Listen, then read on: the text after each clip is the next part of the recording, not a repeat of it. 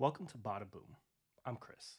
Invincible Season 1 punched its way into our hearts 2 years ago with its great storytelling and insane violence. With that, Season 2 of Invincible is finally here. The second season of the hit animated series returns, and boy, did I miss it. Before I get into a breakdown of Episode 1, be sure to like, comment, and subscribe. Let's get into it. The first season of Invincible was absolutely insane. It had one of the greatest opening episodes of any superhero series, live action or animated. If you're watching this, I'm assuming you've watched season 1 and also have watched episode 1 of season 2. So, with that being said, spoilers for season 1 of Invincible, and spoilers for episode 1 of season 2, and also a spoiler warning for potential spoilers for the rest of season 2. So, let's dive in. Season 2 picks up right where Season 1 left off, which is with Invincible getting punched in the face. But this time it's by the Immortal. What's different is that someone comes to his rescue, and that's his dad, Omni-Man. If you watch the end of Season 1, you know that they did not exactly end on good terms. They ended on terms of Mark losing his teeth because of the way Omni-Man bashed his head in. So like Marvel and DC, Invincible has embraced the multiverse. This is an alternate dimension where Invincible and his dad have taken over Earth for Viltrum. This is a cool, Days of Future Past, almost looks like the Nightmare sequence, Injustice, you name it, it's been done before. But it's cool to see it because in this world and in the previous season, you see how people trusted Omni-Man and how that trust was betrayed. With that betrayal and trust comes the fact that Omni-Man is absolutely overpowered. And if he had Mark's help, they would easily conquer Earth. It's hard to top episode 1 of season 1. That was absolutely insane. I think everyone was talking about it. And that's one of those moments in TV that quite can't be replicated. I think it's up there with some moments like the Red Wedding or Ozymandias, episodes in TV that are discussed in a way that you can't really replicate it, even though you may try. So this first episode of the new season does do a lot of things to set up what's to come.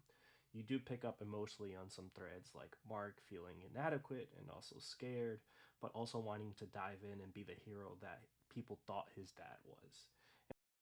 Outside of these emotional threads, you have them setting up villains like Angstrom Levy, who's clearly going to be the big bad of this season. It's going to be disappointing for some fans as I think they want more of Omni-Man, and they do give us a lot of that at the beginning of this episode.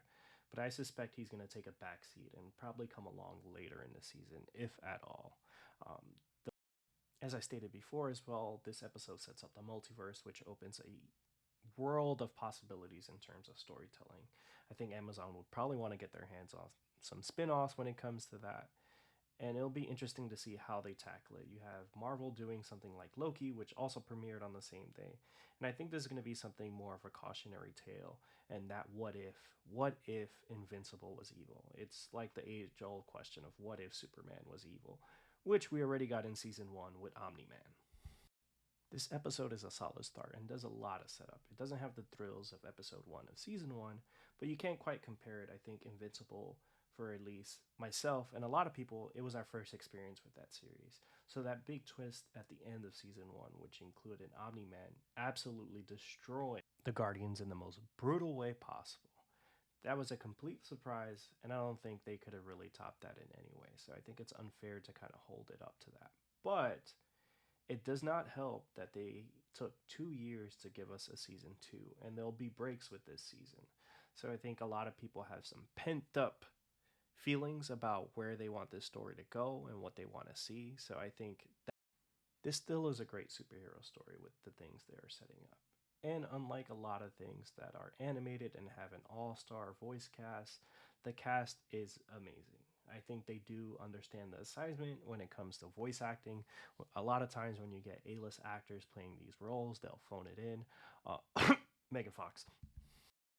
Sterling K. Brown is an awesome addition as Angstrom Levy. He is formidable, it's an interesting performance, and I can't wait to see what he brings to this new season. Although he is set up as the big bad, I do think there's a lot of meat on the bone when you have things like Viltrum, where is Omni-Man, some other threads that could be followed, that alternate dimension. There's so much they can explore in the rest of the season. They probably only have 7 more episodes to explore it, so it's a lot. But season 3 will come a lot sooner than season 2 came, so hopefully we don't have to wait as long when this ends on a crazy cliffhanger like season 1 did. What's the verdict? Invincible is still good. It's still great. Do I think it's as good as season 1? No, because the episode 1 of season 1 absolutely set the tone for this series and really kind of introduced Invincible in a big way. This does follow the threads of season 1 in an interesting way, and there's a lot of things that they have to explore. But with the 2 year wait for season 2 and this weird release strategy they have for these episodes, I don't know if it'll quite hold up to what season 1 was able to do. So it's a great show. I like the first episode. I want more. But there's only going to be 1 episode a week before we hit a little bit of a hiatus. And I think there should only be one little stopgap, which I hope. And then hopefully we get season 3 within a year. But what do you guys think? Did you watch episode 1 of season 2 of Invincible? If so, what do you think? Let us know in the comments below. Like and subscribe. And with that, bada boom.